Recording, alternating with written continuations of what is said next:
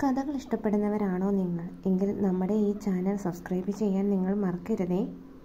ഒന്ന് സബ്സ്ക്രൈബ് ചെയ്തിരണേ. ആധുനികതയുടെ പ്രൗഢി വിളിച്ചോതുന്ന ആ കോർപ്പറേറ്റ് കെട്ടിടത്തിൻ്റെ 10ാം നിലയിലെ കോൺഫറൻസ് ഹാൾ നിശബ്ദമായിരുന്നു. പക്ഷേ ആ നിശബ്ദതയ്ക്ക് ഒരു കത്തുന്ന വീര്യമുണ്ടായിരുന്നു. മേശയുടെ ഒരറ്റത്ത് ആദിത്യൻ തൻ്റെ ലാപ്ടോപ്പിൽ വിരലുകൾ ചലിപ്പിച്ചുകൊണ്ടിരുന്നു. ക്ലീൻ ഷേവ് ചെയ്ത മുഖം, വടിവൊത്ത വസ്ത്രധാരണം, കണ്ണുകളിൽ ഒരു തരം തണുപ്പൻ ഗൗരവം. മറുവശത്ത് മീര തൻ്റെ സ്കെച്ച് ബുക്കിൽ എന്തോ കുത്തിക്കുറിക്കുന്നു. അവളുടെ ചിതറിക്കിടക്കുന്ന മുടിയിഴകളും വസ്ത്രധാരണത്തിലെ ലാളിത്യവും ആദിത്യൻ്റെ കൃത്യനിഷ്ഠയുള്ള ലോകത്തിന് തീർത്തും വിപരീതമായിരുന്നു. നമ്മുടെ പുതിയ പ്രൊജക്റ്റ് ഹിമാചലിലെ ഉൾഗ്രാമങ്ങളിലാണ്. അവിടെ ടൂറിസം സാധ്യതകൾ പഠിക്കാൻ ആദിത്യനും മീരയും ഒന്നിച്ചു പോകണം. സിയോയുടെ വാക്കുകൾ ഒരു ഇടിത്തീ പോലെയാണ് അവർക്ക് അനുഭവപ്പെട്ടത്. ഒന്നിച്ച് സാർ, ഞങ്ങൾക്ക് 2 പേർക്കും 2 വ്യത്യസ്ത ചിന്താഗതികളാണ്. അത് പ്രൊജക്റ്റിനെ ബാധിക്കും. ആദിത്യൻ തൻ്റെ പ്രതിഷേധം അറിയിച്ചു. മീര അവനെ ഒന്ന് രൂക്ഷമായി നോക്കി. എനിക്കും വലിയ താല്പര്യമൊന്നുമില്ല സാർ. യുക്തി മാത്രം നോക്കുന്ന ഒരാളുമായി ചേർന്ന് ക്രിയേറ്റീവായ ഒരു കാര്യം ചെയ്യാൻ പ്രയാസമാണ്. പക്ഷെ മാനേജ്മെൻറ്റ് തീരുമാനം മാറ്റാൻ അവർ തയ്യാറല്ലായിരുന്നു. അങ്ങനെ മനസ്സില്ലാ മനസ്സോടെ ആ ശത്രുക്കൾ ഒരുമിച്ച് യാത്രയ്ക്ക് നിർബന്ധിതരായി. യാത്ര തുടങ്ങിയ ആ ദിവസം മുതൽ കാര്യങ്ങൾ അത്ര സുഖകരമായിരുന്നില്ല. ഡൽഹി വിമാനത്താവളത്തിൽ വെച്ച് തന്നെ തർക്കം തുടങ്ങി. ആദിത്യൻ ഓരോ മിനിറ്റും കൃത്യമായി പ്ലാൻ ചെയ്തിരുന്നു. എന്നാൽ മീരയ്ക്ക് ആ യാത്രയെ അതിൻ്റെ ഒഴുക്കിന് വിടാനായിരുന്നു ഇഷ്ടം. ഹിമാചലിലെ ഷിംലയിൽ എത്തിയപ്പോഴേക്കും കാലാവസ്ഥ വല്ലാതെ മോശമായിരുന്നു. മഞ്ഞുവീഴ്ച ശക്തമായതിനാൽ പ്രധാന റോഡുകളെല്ലാം അടച്ചു. അവരുടെ ലക്ഷ്യസ്ഥാനമായ കൽപ്പ എന്ന ഗ്രാമത്തിലേക്ക് പോകാൻ ചെറിയൊരു മലമ്പാത മാത്രമേ ഉണ്ടായിരുന്നുള്ളൂ. നമുക്കിവിടെ നിൽക്കാം ആദിത്യൻ. ഈ കാലാവസ്ഥയിൽ യാത്ര ചെയ്യുന്നത് അപകടമാണ്, ടാക്സി ഡ്രൈവർ മുന്നറിയിപ്പ് നൽകി. ഇല്ല, നാളെ രാവിലെ എനിക്ക് സൈറ്റ് വിസിറ്റ് നടത്തണം. എങ്ങനെയെങ്കിലും മുന്നോട്ട് പോകണം. ആദിത്യൻ്റെ വാശിക്ക് മുന്നിൽ ഡ്രൈവർക്ക് വഴങ്ങേണ്ടി വന്നു. കാർ മലമ്പാതയിലൂടെ സാവധാനം നീങ്ങി. പുറത്തും മഞ്ഞ് പെയ്തുകൊണ്ടിരുന്നു. കാറിനുള്ളിൽ ഘനീഭവിച്ച നിശബ്ദത. ഇടയ്ക്ക് മീര ജനലിലൂടെ പുറത്തെ കാഴ്ചകൾ കാണാൻ ശ്രമിക്കുന്നുണ്ടായിരുന്നു. പെട്ടെന്നൊരു വലിയ ശബ്ദത്തോടെ കാർ നിന്നു. വഴിയിൽ ഒരു വലിയ പാറക്കല്ല് ഇടിഞ്ഞു വീണിരിക്കുന്നു. മുന്നോട്ട് പോകാൻ വഴിയില്ല. ഡ്രൈവർ പുറത്തിറങ്ങി നോക്കിയ ശേഷം കൈ മലർത്തി. സാറേ, ലാൻഡ് സ്ലൈഡാണ്. ഇനി മുന്നോട്ടോ പിന്നോട്ടോ പോകാൻ കഴിയില്ല. വണ്ടി ഇവിടെ തന്നെ ഇടേണ്ടി വരും. അടുത്തുള്ള ഗ്രാമത്തിലേക്ക് നടക്കുകയല്ലാതെ വേറെ വഴിയില്ല. ആദിത്യൻ ദേഷ്യത്തോടെ സ്റ്റിയറിങ്ങിൽ അടിച്ചു. മീര ശാന്തയായി തൻ്റെ ബാഗ് എടുത്തു. ഞാൻ പറഞ്ഞതാണ് ആദിത്യൻ, പക്ഷെ നിങ്ങളുടെ ഈ അമിത ആത്മവിശ്വാസം നിങ്ങളെ ഇപ്പോൾ ഇവിടെ എത്തിച്ചു. ഇനി കുറ്റപ്പെടുത്താതെ നടക്കാൻ നോക്ക്. മഞ്ഞ് കാറ്റിൽ വിറച്ചുകൊണ്ട് അവർ ആ മലഞ്ചെരുവിലൂടെ നടന്നു. ആദിത്യൻ്റെ സ്യൂട്ട്കേസുകൾ അവൻ തന്നെ ചുമക്കേണ്ടി വന്നു. മീരയുടെ തോളിലെ ചെറിയ ബാഗ് കണ്ട് അവൻ ഉള്ളിൽ പുച്ഛിച്ചു. പക്ഷെ കുത്തനെയുള്ള കയറ്റത്തിൽ അവൻ കിതയ്ക്കാൻ തുടങ്ങിയപ്പോൾ മീര അവനേക്കാൾ വേഗത്തിൽ നടക്കുന്നത് അവൻ അത്ഭുതത്തോടെ നോക്കി.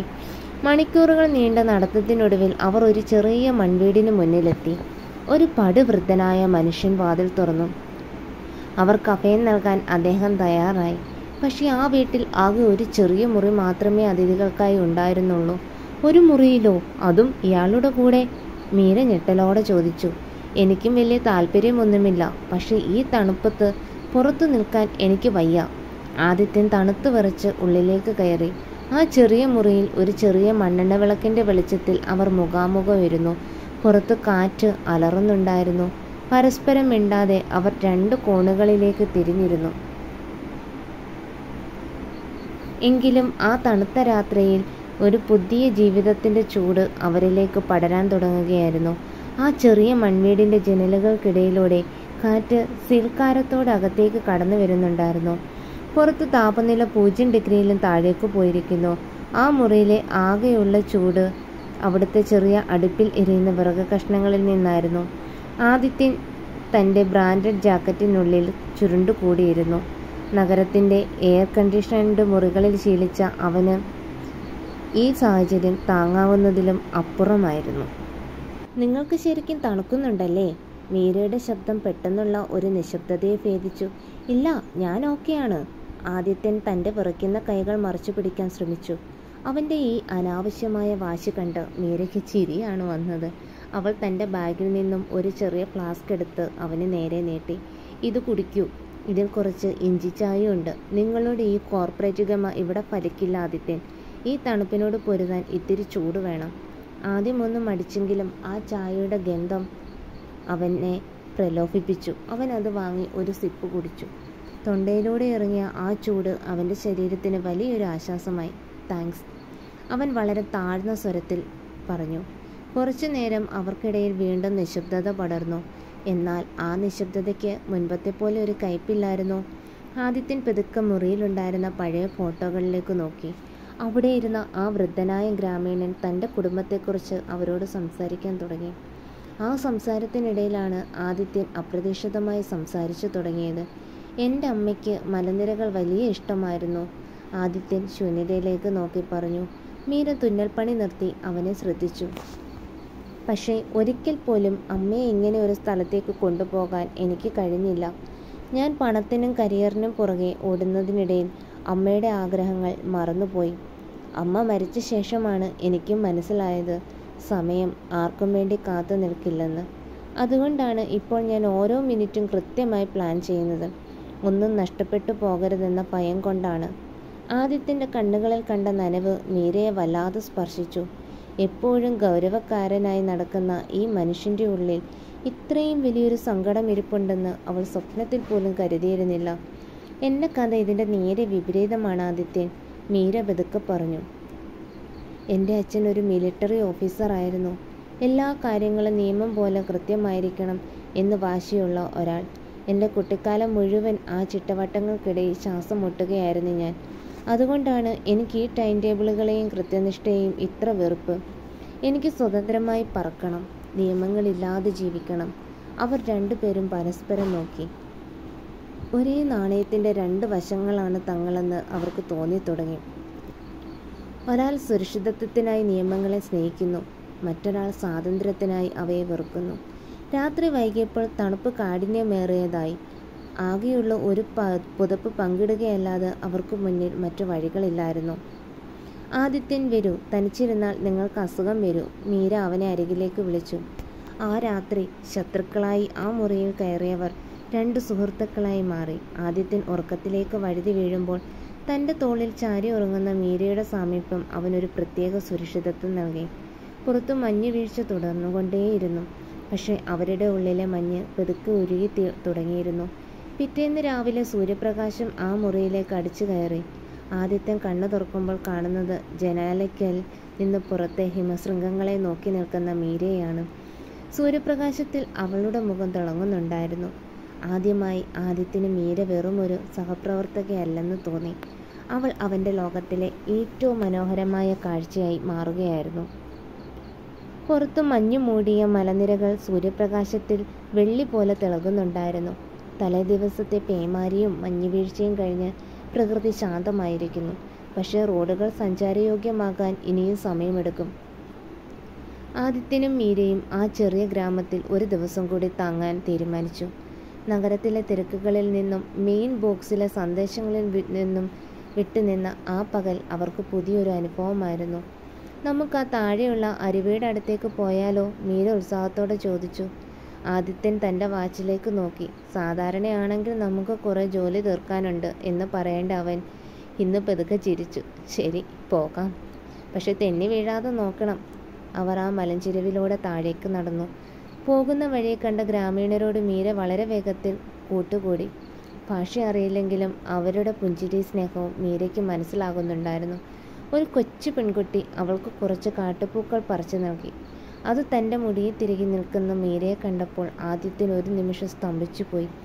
ഓഫീസിലെ കണിശക്കാരിയായ ഡിസൈനറല്ല ഇത്, മറിച്ച് പ്രകൃതിയോട് അലിഞ്ഞു ചേർന്ന ഒരു മാലാഖയാണെന്ന് അവന് തോന്നി. അരുവിയുടെ കരയിലെ ഒരു പാറപ്പുറത്ത് അവർ ഇരുന്നു. വെള്ളം കല്ലുകളിൽ തട്ടി ഒഴുകുന്ന ശബ്ദം മാത്രം അവിടെ മുഴങ്ങിക്കേട്ടു. ആദിത്യൻ, നിങ്ങൾ എപ്പോഴെങ്കിലും ചിന്തിച്ചിട്ടുണ്ടോ നമ്മൾ എന്തിനാണ് ഇങ്ങനെ ഓടിക്കൊണ്ടിരിക്കുന്നതെന്ന്? മീര വെള്ളത്തിലേക്ക് നോക്കി ചോദിച്ചു. ഈ നിമിഷം നോക്കൂ, എത്ര സുന്ദരമാണ്! ഈ പാറയും മഞ്ഞും ഈ കാറ്റും, ഇതിനൊന്നും ഒരു പ്ലാനിങ്ങിൻ്റെയും ആവശ്യമില്ല. ആദിത്യനൊന്ന് ആഴത്തിൽ ശ്വസിച്ചു. ശരിയാണ് മീര, ഞാൻ എപ്പോഴും നാളെയെക്കുറിച്ചായിരുന്നു ചിന്തിച്ചിരുന്നത്. ഇന്നലകളെ ഓർത്ത് സങ്കടപ്പെടുകയും നാളെ ഓർത്ത് ഭയപ്പെടുകയും ചെയ്യുമ്പോൾ എനിക്കെൻ്റെ ഇന്ന് നഷ്ടപ്പെടുകയായിരുന്നു. നന്ദി ഇതെനിക്ക് മനസ്സിലാക്കി തന്നതിന്. മീര അവനെ നോക്കി പുഞ്ചിരിച്ചു. ആ പുഞ്ചിരിയിൽ മുൻപുണ്ടായിരുന്ന പരിഹാസമോ ശത്രുതയോ ഉണ്ടായിരുന്നില്ല. പെട്ടെന്ന് മീരയുടെ കാലൊന്ന് തെന്നി. അവൾ അരുവിയുടെ ആഴമില്ലാത്ത ഭാഗത്തേക്ക് വീഴാൻ പോയതും ആദിത്യൻ വേഗത്തിൽ അവളുടെ കൈകളിൽ പിടിച്ചു. ആ നിമിഷം അവർക്കിടയിലെ ദൂരം ഇല്ലാതായി. അവൻ്റെ കരുത്തുള്ള കൈകൾക്കുള്ളിൽ സുരക്ഷിതയാണെന്ന് മീരയ്ക്ക് തോന്നി. ആദിത്യൻ്റെ കണ്ണുകളിൽ കണ്ടത് അവളോടുള്ള കരുതൽ മാത്രമായിരുന്നു. സൂക്ഷിക്കണമെന്ന് ഞാൻ പറഞ്ഞതല്ലേ, ആദിത്യൻ പതുക്കെ പറഞ്ഞു. അവൻ്റെ സ്വരത്തിൽ ഒരു പുതിയ ആർദ്രത നിറഞ്ഞിരുന്നു. അന്ന് വൈകുന്നേരം അവർ ഗ്രാമത്തിലെ ഒരു ചെറിയ ചായക്കടയിലിരുന്നു. ആദിത്യൻ തൻ്റെ ഗൗരവമെല്ലാം വെടിഞ്ഞ് ഡ്രൈവറോടും നാട്ടുകാരോടും തമാശകൾ പറഞ്ഞു. മീരയ്ക്ക് അത്ഭുതം തോന്നി. ഓഫീസിൽ എല്ലാവരും ഭയപ്പെടുന്ന ആ ഹിറ്റ്ലർ ആദിത്യനാണോ ഇത്? അവൻ്റെ ചിരിക്ക് പോലും ഒരു പ്രത്യേക ഭംഗിയുണ്ടെന്ന് അവൾ ആദ്യമായി തിരിച്ചറിഞ്ഞു. തിരികെ റൂമിലെത്തിയപ്പോൾ ആദിത്യൻ തൻ്റെ ബാഗിൽ നിന്നും ഒരു ഡയറി എടുത്തു. അതിൽ അവൻ എന്തൊക്കെയോ കുറിക്കുന്നുണ്ടായിരുന്നു. എന്താണത്? പ്രൊജക്റ്റ് റിപ്പോർട്ടാണോ? മീര കൗതുകത്തോടെ ചോദിച്ചു. അല്ല മീര, ഇതൊരു പുതിയ പ്ലാനാണ്. ജീവിതം എങ്ങനെ മനോഹരമായി ജീവിക്കാം എന്നതിനെക്കുറിച്ചുള്ളൊരു പ്ലാൻ. അവൻ അവൾക്ക് നേരെ കണ്ണ് ചിമ്മി. രാത്രിയിൽ വീണ്ടും തണുപ്പ് കൂടിയപ്പോൾ അവർക്ക് അന്യോന്യം അടുത്തിരിക്കേണ്ടി വന്നു. എന്നാൽ ഇത്തവണ അവിടെ അസ്വസ്ഥതകളില്ലായിരുന്നു. മീര ആദിത്യൻ്റെ തോളിലേക്ക് തല ചായ്ച്ചു. അവൻ അവളുടെ കൈകൾ തൻ്റെ കൈക്കുള്ളിലാക്കി. ആ സ്പർശനത്തിൽ 1000 വാക്കുകളേക്കാൾ വലിയൊരു ഉറപ്പുണ്ടായിരുന്നു. പരസ്പരം വെറുത്തിരുന്ന 2 ധ്രുവങ്ങൾ പ്രണയത്തിൻ്റെ ഒരു ബിന്ദുവിൽ ഒന്നിക്കുകയായിരുന്നു. നാളെ രാവിലെ അവർക്ക് ഈ ഗ്രാമത്തോട് വിട പറയണം. പക്ഷേ ഈ മഞ്ഞുതുള്ളികൾ സാക്ഷിയായി അവരുടെ ഉള്ളിൽ പ്രണയത്തിൻ്റെ ഒരു പുതിയ വസന്തം വിരിഞ്ഞു കഴിഞ്ഞിരുന്നു. ഹിമാചലിലെ ആ തണുത്ത പുലരികൾക്കും മഞ്ഞു മൂടിയ മലനിരകൾക്കും വിട നൽകി ആദിത്യനും മീരയും നഗരത്തിൻ്റെ തിരക്കുകളിലേക്ക് തിരികെ യാത്ര തിരിച്ചു. കാർ താഴേക്കിറങ്ങും തോറും അന്തരീക്ഷത്തിലെ തണുപ്പ് കുറഞ്ഞു വന്നെങ്കിലും അവരുടെ ഉള്ളിൽ ആ യാത്ര നൽകിയ ഊഷ്മളത ബാക്കിയുണ്ടായിരുന്നു. യാത്രയിലുടനീളം ആദിത്യൻ മീരയുടെ കൈകൾ ചേർത്ത് പിടിച്ചിരുന്നു. നമ്മൾ തിരിച്ചെത്തിക്കഴിഞ്ഞാൽ എല്ലാം പഴയതുപോലെയാകുമോ? ആദിത്യൻ മീര സംശയത്തോടെ ചോദിച്ചു. ഓഫീസ് മീറ്റിങ്ങുകൾ, തിരക്കുകൾ, അവിടെ നമുക്ക് ഈ സ്നേഹം നിലനിർത്താൻ കഴിയുമോ?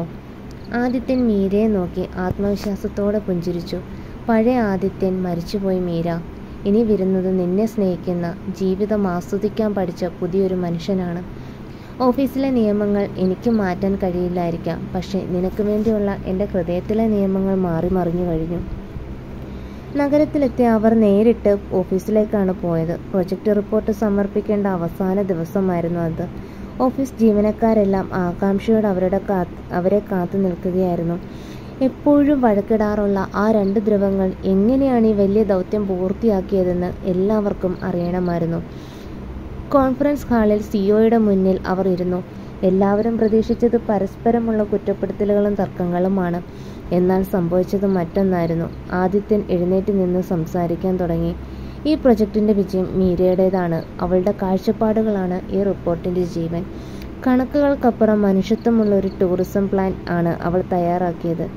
എല്ലാവരും ഞെട്ടിപ്പോയി. മീര പതുക്കെ എഴുന്നേറ്റ് ആദിത്യനെ നോക്കി. ആദിത്യൻ്റെ കൃത്യമായ പ്ലാനിങ്ങും നേതൃത്വ പാടവവും ഇല്ലായിരുന്നെങ്കിൽ എൻ്റെ ചിന്തകൾ വെറും സ്വപ്നങ്ങളായി അവശേഷിക്കുമായിരുന്നു. ഞങ്ങൾ ഇത് ഒരുമിച്ച് ചെയ്തതാണ്. റിപ്പോർട്ട് അവതരിപ്പിച്ചു കഴിഞ്ഞപ്പോൾ ഹാൾ മുഴുവൻ കയ്യടികളാൽ നിറഞ്ഞു. കമ്പനിയുടെ ചരിത്രത്തിലെ ഏറ്റവും മികച്ച പ്രൊജക്റ്റ് റിപ്പോർട്ടുകളിൽ ഒന്നായിരുന്നു അത്. മീറ്റിംഗ് കഴിഞ്ഞ് എല്ലാവരും പിരിഞ്ഞു പോയപ്പോൾ ആദിത്യൻ മീരയെ തൻ്റെ ക്യാബിനിലേക്ക് വിളിച്ചു. അവൻ തൻ്റെ മേശപ്പുറത്തിരുന്ന ഒരു ചെറിയ പെട്ടി അവൾക്ക് നേരെ നീട്ടി. അതിൽ മനോഹരമായ ഒരു വെള്ളി മോതിരമായിരുന്നു. അതിൻ്റെ മുകളിൽ ഒരു ചെറിയ ഹിമഗണത്തിൻ്റെ രൂപം കൊത്തിവെച്ചിരുന്നു. നമ്മൾ കുടുങ്ങിപ്പോയ ആ മഞ്ഞുമലയിലെ രാത്രി ഞാൻ ഒരിക്കലും മറക്കില്ല മീര. അവിടെ വെച്ചാണ് ഞാൻ എന്നെ തന്നെ കണ്ടെത്തിയത്. നിന്നെയും എൻ്റെ ജീവിതത്തിൻ്റെ ബാക്കി യാത്രയിൽ നിനക്ക് എൻ്റെ കൂടെ ഉണ്ടാകാൻ കഴിയുമോ? മീരയുടെ കണ്ണുകൾ നിറഞ്ഞു. അവൾ ആ മോതിരം വാങ്ങി വിരലിൽ അണിഞ്ഞു. ആ യാത്ര അവസാനിച്ചിട്ടില്ല ആദിത്യൻ. അത് ഇപ്പോഴും തുടങ്ങുന്നതേയുള്ളൂ. പിന്നീടുള്ള ദിവസങ്ങളിൽ ഓഫീസിലെ സംസാര വിഷയം ആദിത്യൻ്റെയും മീരയുടെയും പ്രണയമായിരുന്നു. പണ്ട് കടുപ്പക്കാരനായിരുന്ന ബോസ് ഇപ്പോൾ ചിരിച്ചു സംസാരിക്കുന്നു. എപ്പോഴും ദേഷ്യപ്പെട്ടിരുന്ന മീര ഇപ്പോൾ ശാന്തയാണ്. പ്രണയം അവരെ മാറ്റിക്കളഞ്ഞു. കുറച്ചു മാസങ്ങൾക്ക് ശേഷം ആ ഹിമാചൽ ഗ്രാമത്തിലെ ആ പഴയ മൺവീടിന് മുന്നിൽ അവർ വീണ്ടും എത്തി. ഇത്തവണ അവർ വന്നത് അതിഥികളായല്ല, മറിച്ച് ആ ഗ്രാമത്തിലെ കുട്ടികൾക്കായി ഒരു ചെറിയ സ്കൂൾ തുടങ്ങാനാണ്. തങ്ങളെ ഒന്നിച്ച ആ മണ്ണിനോടുള്ള നന്ദിയായിരുന്നു അത്. ആകാശത്ത് വീണ്ടും മഞ്ഞ് പെയ്യാൻ തുടങ്ങി. ആദിത്യൻ മീരയെ ചേർത്തു പിടിച്ചു. ആദ്യ കാഴ്ചയെ വെറുത്തവർ, യാത്രയ്ക്കിടയിൽ അപരിചിതത്വം മാറ്റിയവർ ഇപ്പോൾ ഒരേ തീരത്ത് പ്രണയത്തിൻ്റെ കടലിലേക്ക് നോക്കി നിന്നു.